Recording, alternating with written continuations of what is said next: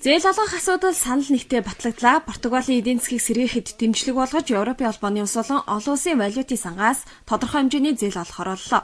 Португал улсад нийтдээ 78 тэрбум евроны зээл олгож байгаагийн 54 тэрбум еврог Европын холбооны улсаас үлдсэнийг нь олон улсын валютын сангаас олгож байна. Мягмар гаргийн орой Португал улсын тэргүүн Сократес сэтгэл өндөртэй байгаагаа илэрхийлжээ.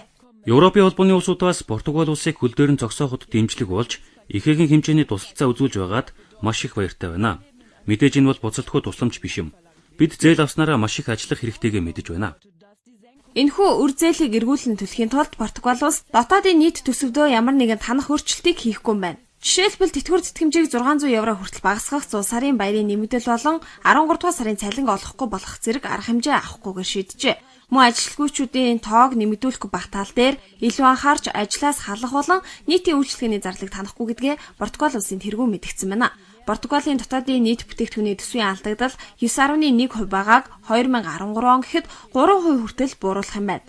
Өнгөрсөн 3 дугаар сард парламентаар хэлэлцэгдэж ерөнхий сайдын суудлыг анхуулаад исэн асуудал ийхүү шийдэгдлээ.